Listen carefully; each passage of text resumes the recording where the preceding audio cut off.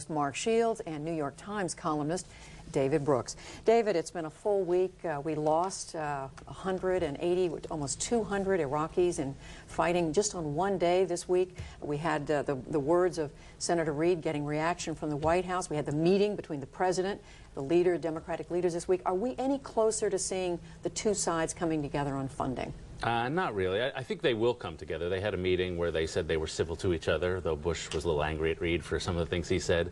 And I think at the end of the day, we will have a political showdown. There will be maybe a veto of a Democratic bill, but then after that, there will be funding. I don't think Democrats want to be responsible for cutting off funding. And the bottom line is what's happening in Iraq. The bombing you mentioned, the nearly 200 dead, that's going to, at the end of the day, be determinative. Next week, David Petraeus, the general there, is coming here. He's going to meet with the Democrats, going to meet with a lot of the people in Washington, and he'll be able to report something back, yes or no. And I must say, the last week's events make it much more skeptical that the surge is working, but we'll see. So, Mark, are we just going through the motions with these words? If you're heading to a deal, as David was saying? No, I don't think we're going through the motions. I think that the mandatory date that the House included in its resolution will be removed, and they'll agree with the Senate, which has a date as a goal instead. But I think what they'll come back with after the veto that David has described, which I think if it passes both houses, the president will veto as promised, is they'll come back with benchmarks. And I think it's going to be tough for the president then to veto that.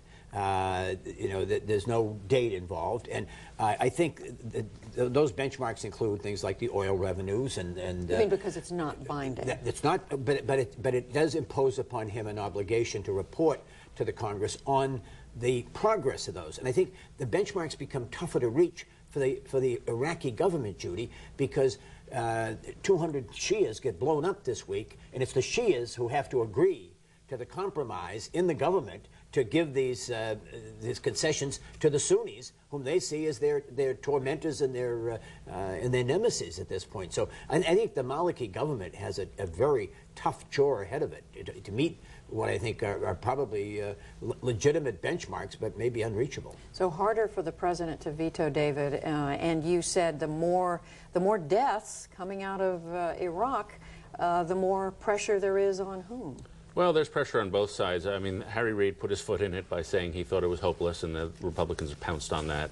But, you know, I think the fundamental fact is that it's going to be determined on the ground. And one thing I heard Rahm Emanuel, the Democrat from Illinois, say this week was we need to get some position where in August we have some objective source that everybody can trust saying the surge is working or not working. Because now you've really got two realities. A lot of Republicans saying it's working, Democrats saying it's not working. If we get to late August and no one can reach any agreement on how we're doing in Iraq, then we really will be in a mess. And they talked about putting together some sort of bipartisan commission to do that. A good idea, I think. So we're talking 4 or 5 months from now. I think what we'll have is a series of votes, Judy, and I think they'll probably become in the form of what's called a continuing resolution instead of to fund the war, probably for 60 days at a time, and so that there'll be a forced renewal, a forced reconsideration by the Congress and the administration, and quite honestly, the Democrats see that to their advantage, that Republicans continue to go on record, Republican House and Senate members, voting to support and endorse the president's policies in Iraq, which, as we know, have lost and continue to lose public support in the country. The senator's comments that the war is lost, that help his cause, hurt his cause. No, I mean it was not helpful to him as majority leader by any means, and it gave the Republicans a great opening to say he's letting the troops down. The way to say it is that the American troops fought bravely, effectively, with great skill, great courage. They won the military war. Now they're mired because of the failed leadership of the civilians in a civil war, which they can't win, and from which they want to be extracted and ought to be. I mean, that's I think, would have been a better way of phrasing it, and it is not helpful to his side. Alberto Gonzales. David, where does he stand? He spent, what, more than 5 hours before the Senate Judiciary Committee yesterday. It was not a great Mensa moment for Alberto Gonzales. Byron York of National Review Online, who follows this for National Review, the conservative magazine, called it disastrous. I think that about sums it up. It was disheartening on many levels. The case he tried to make, which I made these decisions, but I didn't really do it with a lot of knowledge.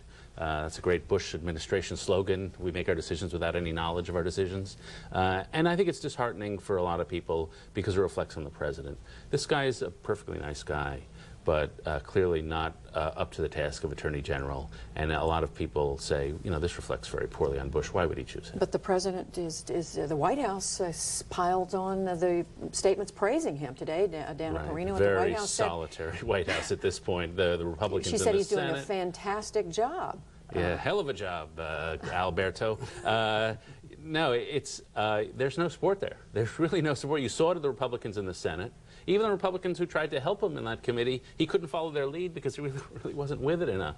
There's no support there. So where does this go? I mean, he's all alone. I mean, it's rather a sad and solitary figure. I mean, President Bush is his only friend and supporter in this town. He's a man without a constituency, either in the Congress or really in the country. He was a George Bush protege. He plucked from a law firm and made his counsel in Texas as governor and continued along with him. And I think David's right. I think he's been elevated to a position that's beyond his capability. Being Attorney General is an enormously difficult job. And the speculation I heard today from Republicans was who's going to be next, and that maybe Senator Orrin Hatch of Utah, by being his sole and most vocal defender on the Judiciary Committee yesterday, may have made the case for himself to get that job. So maybe is Karl Rove vulnerable next? I mean, we had we interviewed the chairman, we interviewed Chairman Leahy and Senator Specter yesterday, and they both talked about wanting to get those emails. Yeah, well, we'll see. You know, they've been going after Karl Rove, and